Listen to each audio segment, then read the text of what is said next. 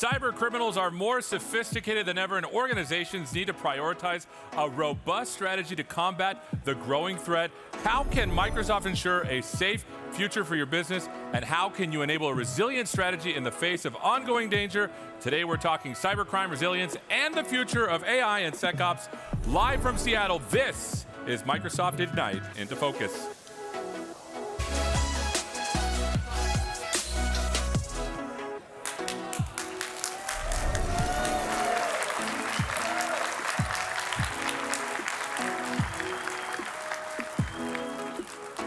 Hello, everyone. Here joining us at Seattle and virtually from across the world, I'm Seth Juarez. I work on the AI platform, and I'm so excited to be your host for Into Focus. Now, October isn't the only time I can find my favorite pumpkin-spiced beverage, hummus.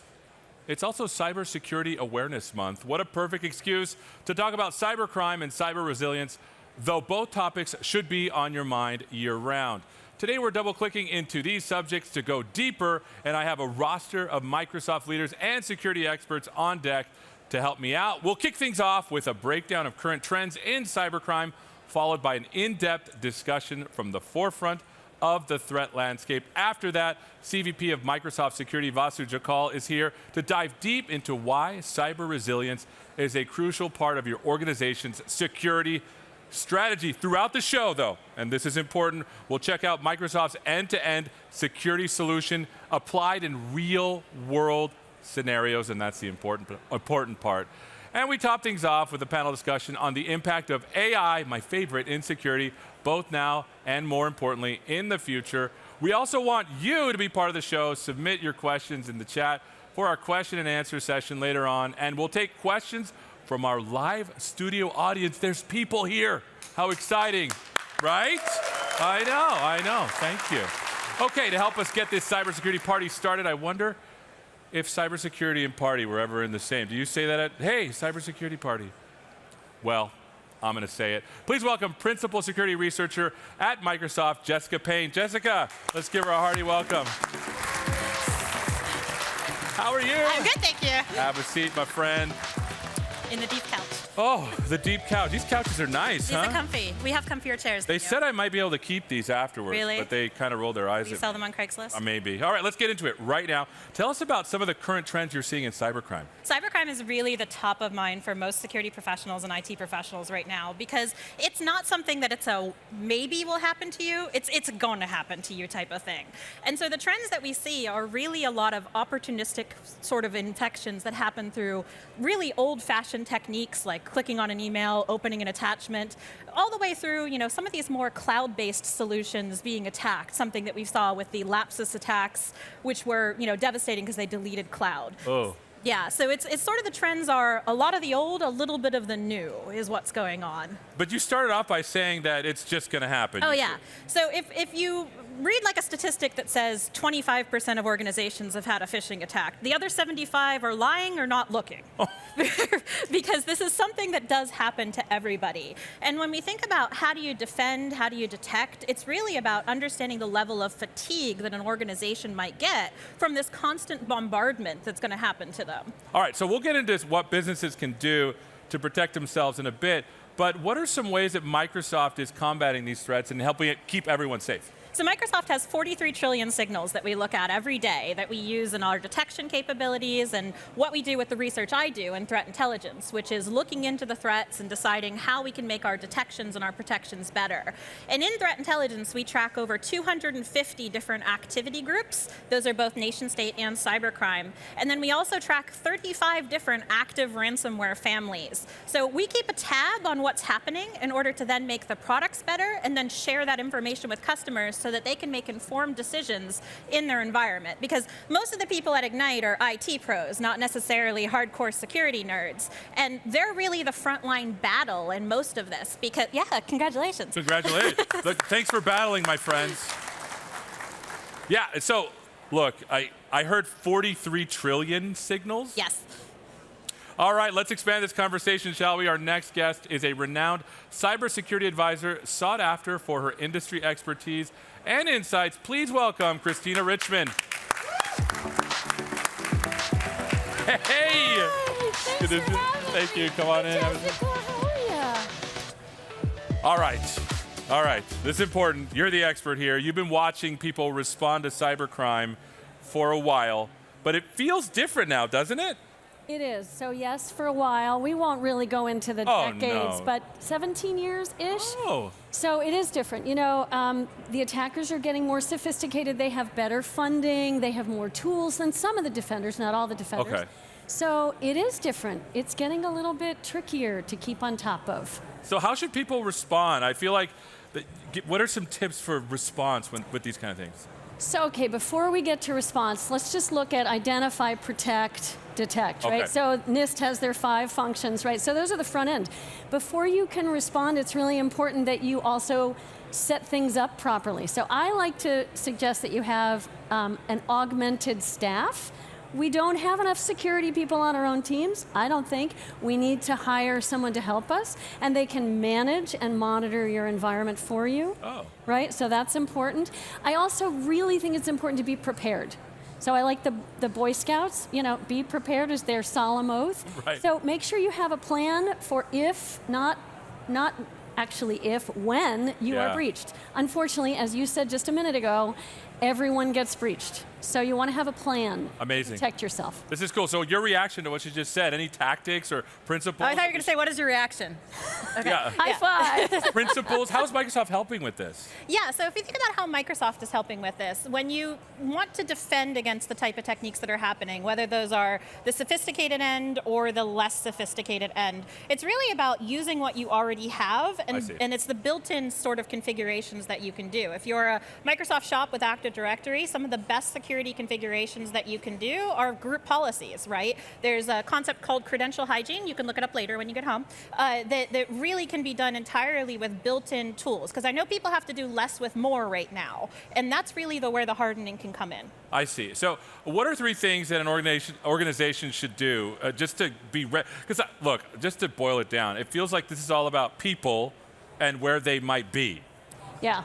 So what I think you're saying is digital identity framework. See, that's why you're smarter than me. Well, I don't know, but what I can say is that people and identity go together. So you need to make sure that you're doing MFA, that you have multifunction authentication, but also that's not enough. You need to make sure that you have a single version of truth in security for identity. So you have a single dashboard, admin platform that has, advanced automation. You also want to look at zero trust. I think that's see. really important. So we talked about people and where they might be, but it's also a data issue as well. You want to talk about that a little bit? Yeah, I think the data issue when you think about cybercrime is huge, because if you think about ransomware, the whole reason that someone deploys a ransomware payload to your network is to encourage you to pay. If they can steal your data and then threaten to leak your data and still get paid, they don't need to bother with that ransomware layer. And so the data security, one, it's mostly an identity problem, right? Yep. Understanding that these are stolen credentials leading to people have access to it. When we talk about what Microsoft is doing here, this is where using Azure Active Directory, Microsoft Defender for Identity, there's detections in there that specifically look for someone having an anomalous set of patterns cool. that look like exfiltration. That's cool. So your thoughts on data security? Well, one thing that's really critical is you have to know where your stuff is. You have to have an asset and data inventory. You have to know where your personally identifiable information is. Where's your PII? If you don't know where it is, you can't protect it, right? Then you need to have data management and data governance. And then you can start your recovery plan. And you need to have a plan and practice that plan, because if ransomware hits, you want to be ready in advance, Yeah. right? Yeah. This is awesome. Thank you so much for sharing your knowledge, Jessica and Christina. This was a fantastic discussion. Don't forget, Jessica will be back with Vasu to answer your questions live. So get your answers in the chat. And if you're here in the audience, make sure you get them written down. Thank you for being here, my friends. Thank you for having me. All right, speaking of ransomware, when a ransomware attack crippled the government of Canada's largest northernmost territory, they leaned on a Microsoft detection and response seemed to rebuild. They need to rebuild. Check out this case study from the government of Nunavut. Let's roll it. That was... Nunavut is a very large section of Canada. It's 1/5 of the landmass of all of Canada. The ransomware attack of November 2019 came to us on an early Saturday morning. I got a call from my manager. It's all hands on deck. Yeah, seen everything that we've built slowly fall apart. The decision to shut everything down had very critical impact to services such as our payroll for employees. The DART team came in and just got us the professional help that we needed at that point. They provided direct access into investigating the incident and identifying how the incident happened. We were able to successfully rebuild over 800 servers and over 5,000 desktops within the 6-week period in all 25 of Moon Boots communities. The way that Microsoft is constantly changing and updating, it makes it a dynamic tool in the sense that it's always keeping up with whatever is happening outside. The impact of partnering with Microsoft on moving forward with this solution has given me the trust I can sleep at night.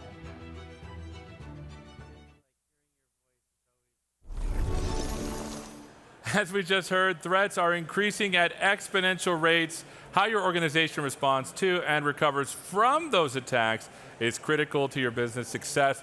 That's what makes our next topic so crucial. Joining us now to talk about the importance of cyber resilience with us is the Corporate Vice President of Microsoft Security, Vasu Jakal. Vasu, welcome. It's so good to see you. Hello. How are you doing? It's been a while. Oh, I know. So, welcome, my friend. It's good to have you here. What are your thoughts? Just start general. What are your thoughts on what you just saw? Well, first of all, you're such a rock star. Oh, Can we just start with oh, that? You're so nice. Thank you. They're like, Thank you for bringing all that amazing positive radiance. Just a big shout out. I mean, look at all the people, these amazing humans here with like so much positive energy. So love that. And Jessica and Christina, such great thoughts on what's happening in the world of cyber. absolutely. And I think the word is resilience, cyber resilience. I wanted to get your thoughts on that. Yeah, so cyber. If I step back and look at it today, cybersecurity is the top challenge that organizations are facing around the world. We're all worried about it, and it starts with building great posture and great resilience. So let's take a step back and look at what we've seen. 2.5 years back, when we all hit the pandemic, digital surfaces increased rapidly. So now we have more attack surfaces around the world. And then if you marry that with the number of attacks and the rate and pace of attacks that we're seeing, where the barriers of entry are really low with ransomware as a service, we are at this inflection where we have to build cyber resilience very much into all our organizations. I see, but it feels like you're talking about like outside-in attacks. Is there threats inside as well that we should be worried about? Absolutely. So you used a word before, Seth, end-to-end security. And that matters. And why that matters is as much as we look outside and what's happening in the world of attacks, we also have to look at what's happening inside and things like insider risks, which are rising. In fact, we published a report just today where we shared some insights on insider risk management.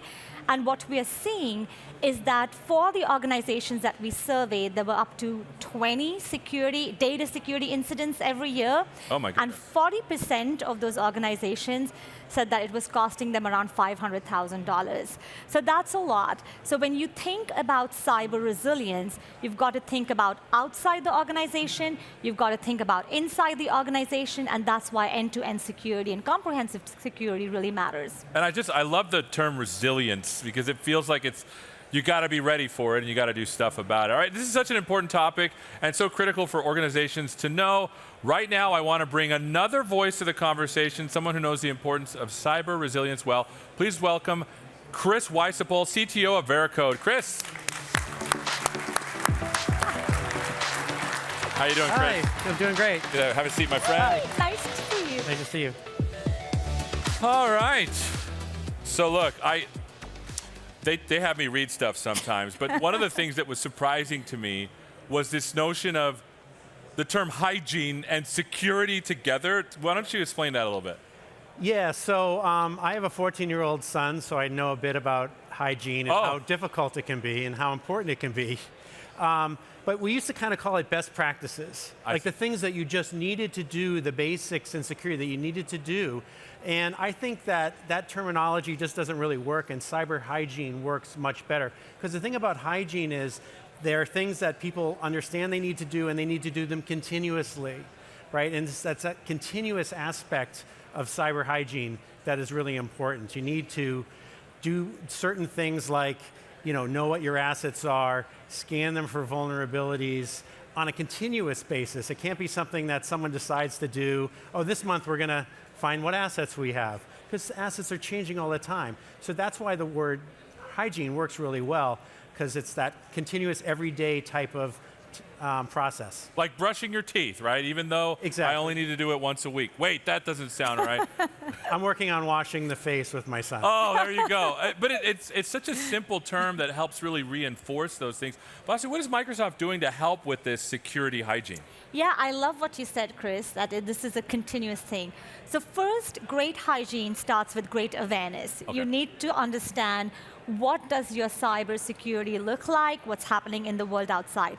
Secondly, you need to make sure you have foundational security elements that you're building in, like multi-factor authentication.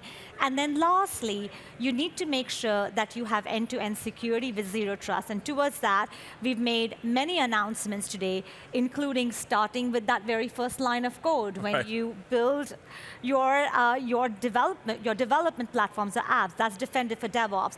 Or the posture management, knowing your assets, how you're being protected against attacks, or having automated ransomware attack disruption and identity, which is the battleground of attacks. So making sure you have identity protection and identity governance. And I love how you said end-to-end, because you're talking from when they write code all the way to the infrastructure for protection, which is really cool. Absolutely, and we say this a lot at Microsoft, end-to-end, but really from chip to cloud, from code to cloud. So making sure that you're really protected from that very first line of code, shift left, all the way to the apps, shift right, and everything in between. So Chris, to you, how do I assess my organization's like cyber preparedness / hygiene? Is there like a measurement? Well, there is the CIS top 20 things that you should be doing, like asset management and vulnerabilities, but to me that just seems like a lot for most organizations to get all the way down the list. I really think some of the things you said are really the basics, like know what your assets are, scan them for vulnerabilities on a consistent basis in an automated way. Like I would suggest every couple of weeks or better. Two-factor. The thing about two-factor is it needs to be everywhere, right? People are just like starting to use these SaaS applications. They're downloading, they're using applications in the organization. There needs to be a process to make sure that that's two-factor enabled before you start using that application. Or these things just creep in and all of a sudden you're missing things. So it's build in those processes that can make sure you're consistent around the very basics. That's awesome. And does Microsoft have a way to assess how someone is doing resiliency-wise with cybersecurity? Yeah, we do, and we have 3 things that you can use. So we have something called Secure Score, which to your point, it starts with really understanding your assets and your posture. And we have 2 of these secure scores. So we have Secure Score in your Microsoft 365, which is our XDR posture management. And then we have it in your cloud, Azure Secure Score for understanding your cloud security. And I should note here said that we are multi-cloud and multi-platform. So we our solutions protect across AWS and GCP and Android and iOS and Mac OS and Linux. So you have that. The second thing I would say, and the third thing, which are combined, is we also do security assessments to the point that you were saying on just understanding your zero trust posture, as well as how do you measure against some of the cybersecurity attacks. Well, this has been a great conversation, but it's just the tip of the iceberg, a resiliency iceberg, right, Vasu? I mean, this is awesome. All right, so keep out for, there's a security insider site somewhere. I just read that. Am I wrong? It is, and maybe, can I take a moment for that? Yes, please. So part of resilience is really understanding what's happening in the world of attacks and then how you're getting protected against that. And for the world of attacks, we have been publishing a lot of research on that. So Jessica talked about it earlier, but if you haven't had a chance to look at it, check out our Cyber Signals report. We've published those, and there's a Security Insider, so Microsoft Security Insider website where all of that information is published. And in addition to that, we have an exciting new edition of the Microsoft Digital Defense Report coming in a few weeks. So please take a look at that as well. I love it. Vasu, Chris, thank you so much for an insightful discussion, my friends. Thank you very much. Thank you. All right, and a quick reminder, if you've got questions, we have answers. Submit your questions in the chat, and we have some in the room already percolating. Right now, let's check out another example of Microsoft security in action with a case study from law firm Davis, Graham, and Stubbs. Here's how Microsoft Defender experts raise the security bar for DGS Law clients. Roll the thing. Davis, Graham, and Stubbs is a Denver-based law firm. We service all clients in mergers and acquisitions, in general corporate and tax and finance transactions. Protecting client data is the utmost important concept for us. Some of the challenges we're facing in our small IT team is lack of in-house knowledge of some of the security threats that we're facing. Part of our interactions with Microsoft is weekly calls and monthly reports that we receive. Our team learns from those interactions and other things that we can do going forward. My goal is not just be reactive in the security area, but also be more proactive. When I have conversations with clients about how we are protecting their data, I have the luxury to explain to them that we really have, at this point, a best-in-class framework. It's almost like hiring 10,000 pair of hands and minds from Microsoft because of their collective knowledge. And I think in a way I see Microsoft almost like a SMB superhero. We can compete against the bigger competitor in the market. For me, it's more like a partnership.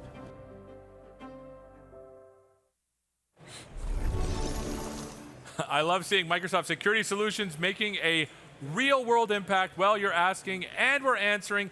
It's time for the question and answer part of our show, and to help us out, Vasu Jikal and Jessica Payne are back. We are back. Let's give them a hand.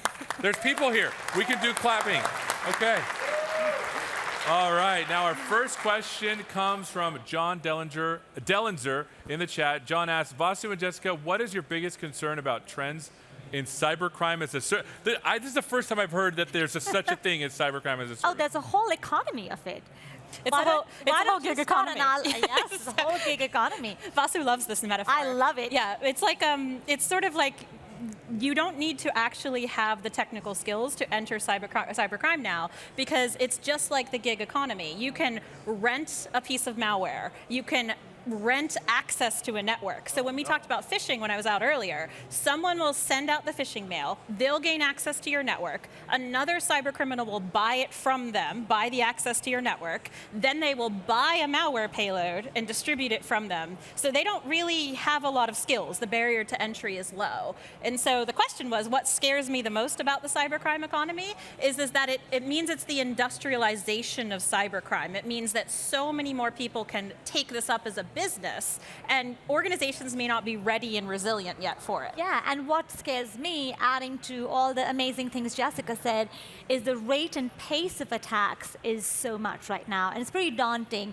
You know, we're seeing last year we saw 579 attacks per second. Oh my goodness. Okay, but this year we're seeing 921 attacks per second, and I just got a new stat, which is even much higher than that. We're seeing that it takes 72 minutes, so 1 hour, 12 minutes, from when a user clicks on a phishing link for the attacker to get full access to their inbox. That's not a lot of time. And in less than 2 hours, an attacker can move laterally in your system once they are in. So that means defenders have less than 2 hours to contain the escalation of an attack. So that's what scares me, because the barrier to entry is so low and anyone can be an attacker today.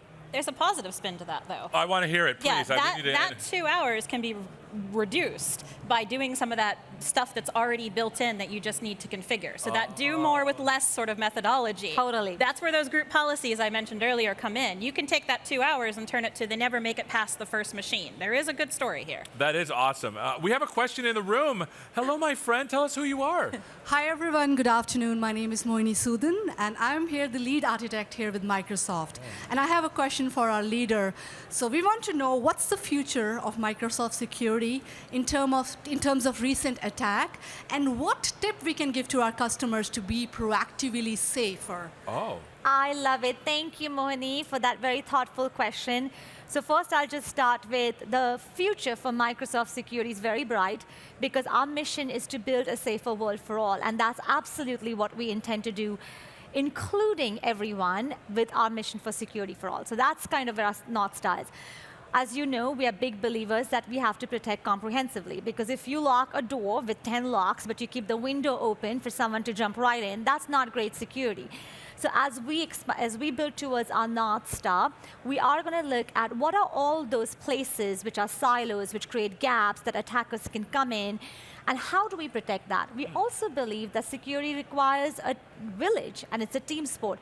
So we will work with our partners. We work with our partners today. We have 300 plus partners in our MISA organizations to make sure that we are integrating well, and that we are protecting our customers with the best of the capabilities and meeting them on the journey wherever they are.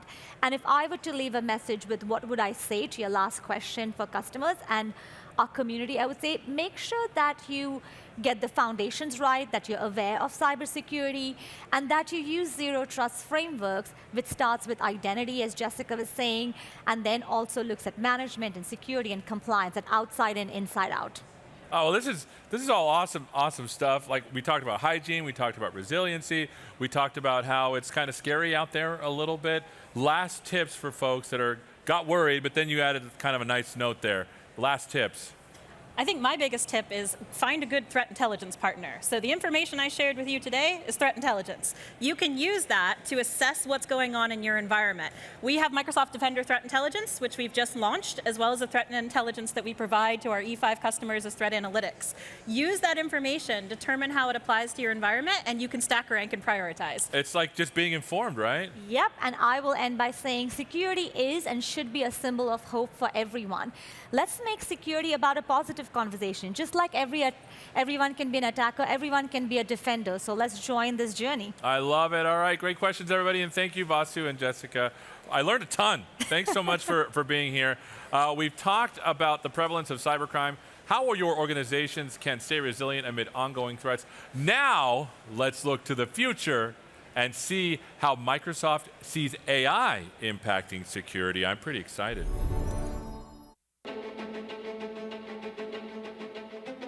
Security is going to be a long game where the innovation on the side of the attacker is going to continue, and on our side, we're going to continue to innovate as well. There's no silver bullet. You have to understand the completeness of the problem, and then you have to have the ability, resources, and tenacity to go address that. One of the keystones of it will be research, AI, and machine learning. Data is king. The most important advantage we have is this value of signal and intelligence. Network signal, device signal, application signal, intelligence about economy. It's the accretive value of all that signal. It lets us build machines that can see things that humans could never spot and continue to add new capabilities and increase the speed at which we can do it. Because of artificial intelligence, we're in a position where we may have advantage as an industry. I'm very optimistic about what we can do about the security problem. We're investing a lot into the future, and we're really getting some momentum going.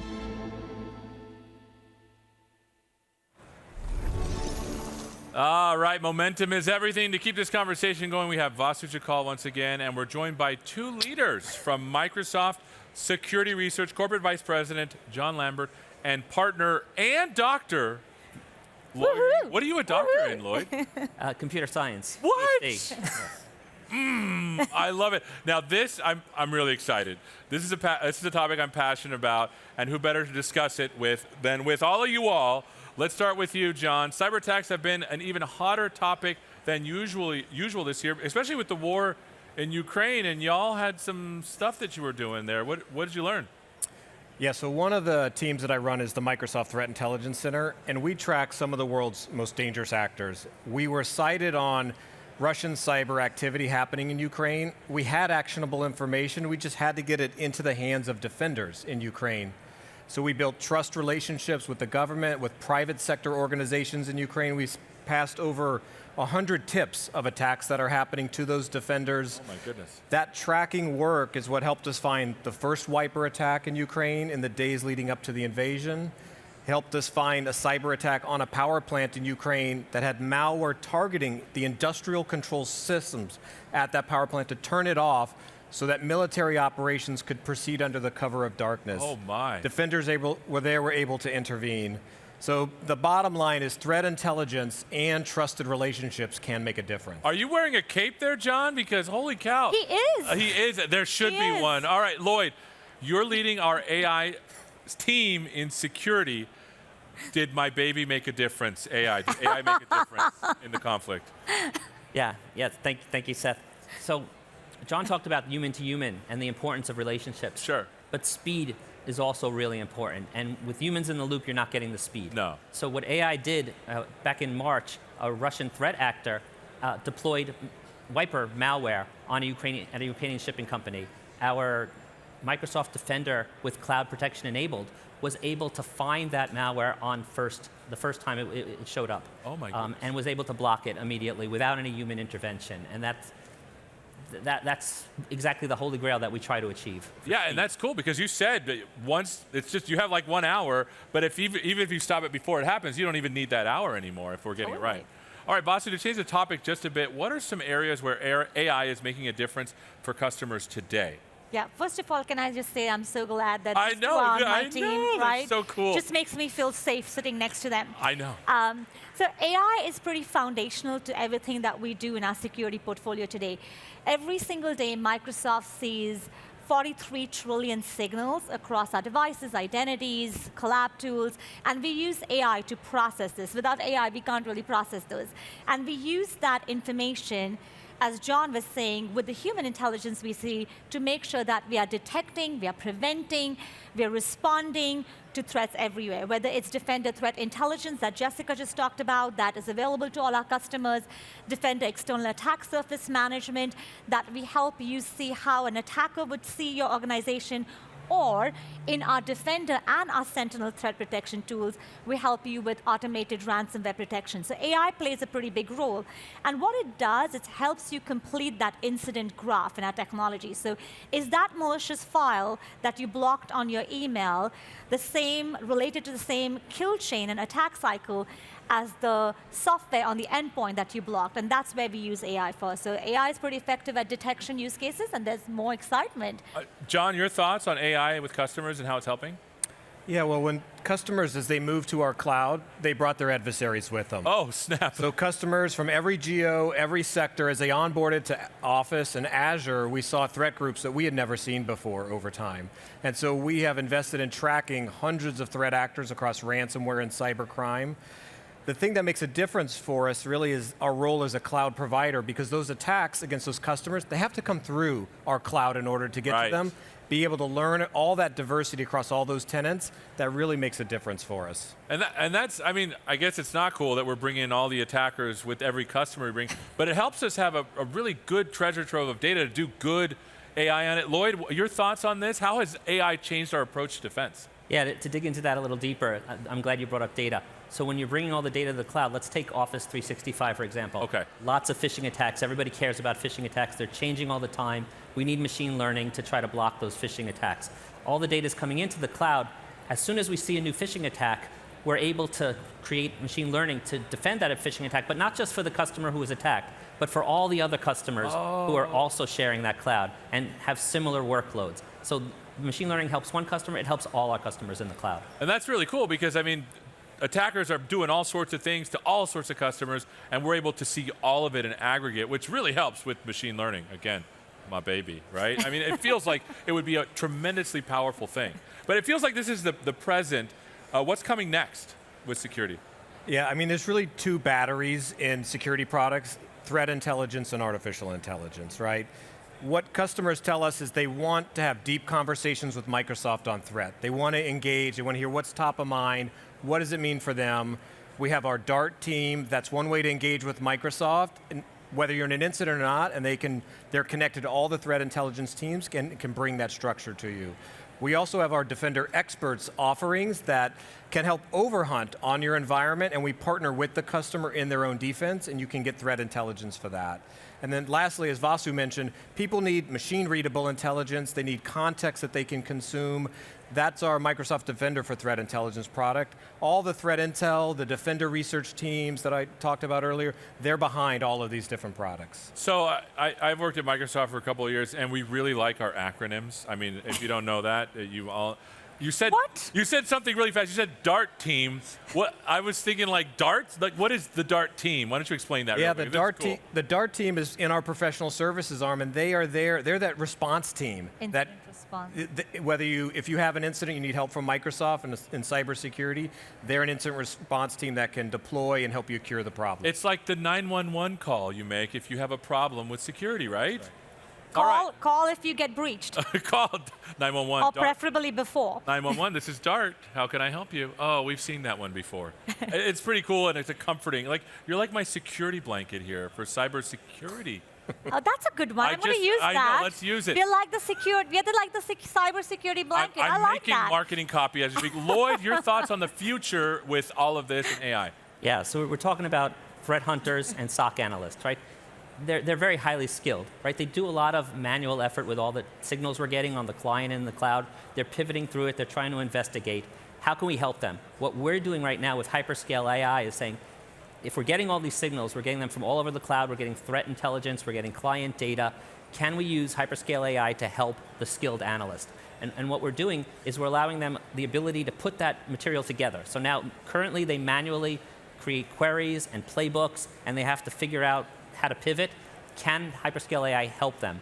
Can Hyperscale AI do something like give them I want to see more of that button. So it sees the data, it sees the signal, it knows what to help the analyst with. So we're augmenting them to do more with less. The easy button is what we need, right? That is right. That is our promise. Speaking of the easy button, it turns out that it's really hard to find security talent.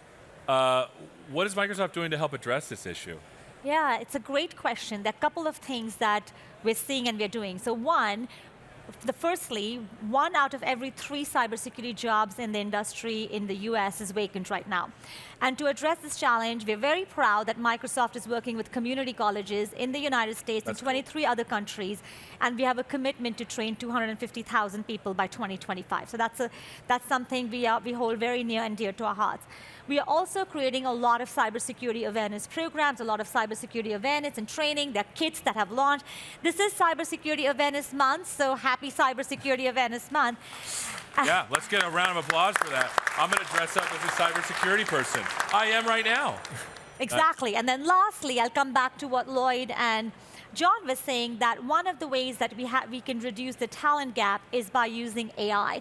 Because if you think of the Defender in your security operations center as that superhero with that cape, you want her to have her own team, and AI can be that team. And that's how we scale that very precious talent of humans, and we use technology to do more for less. That's interesting. Lloyd, how AI can be part of the solution to the talent gap? Yeah. So in addition, when we talked about AI helping the skilled analyst, we could also bring new skills into the SOC with AI. So for example, you see natural language being used to generate things, to generate text, to generate images. Right. Can we use that in the SOC?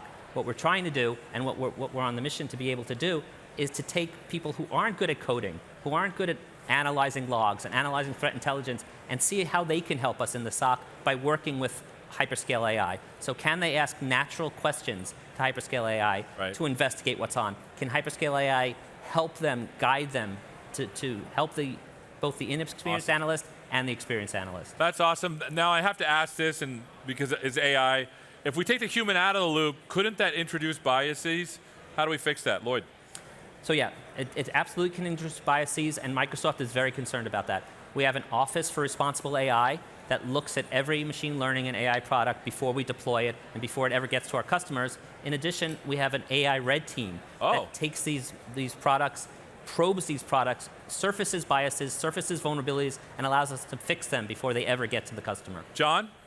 Yeah, I mean, I think one of the things that also helps is just have a diverse team. The more that the team building the AI and the technology resemble what your customers look like all over the globe, all of those insights will help correct for these biases. Awesome. All right, we're almost out of time. What's giving you hope right now in the last 10 seconds? Well, you all are giving me hope right now. I love it. Our team is giving me hope right now because I think security is something which is fundamentally going to change over the next few years. And I think security is fundamentally going to change the way we live. It is about innovation. It is about hope. It's about creativity. I love and it. also, I think, as you said, Lloyd and John, we need diversity. We need the security landscape to reflect the diversity in our world. So Awesome. That gives me hope. Awesome. Well, can I be part of your team? Do we have jackets or anything? There's got to... Looks like we do. We have jackets. Here's my cybersecurity jacket. Very nice. Vasu, John, Lloyd, this has been fantastic discussion. As you know, AI is a passion of mine. It's exciting to learn the crucial role it plays in security. Thank you so much for sharing your insights, my friends. Thank you, Seth. All right, and that's it for our show. Just because Into Focus is ending, it doesn't mean your journey with Microsoft Security is. Continue the conversation with our community of 64,000 members online. Visit the Security Tech community for more. I want to thank all of our guests for taking the time to share their insights, experiences, and knowledge over the past 40 minutes. And of course, to you, our audience, thanks for hanging out. I'm Seth Juarez. Have a great Microsoft Ignite.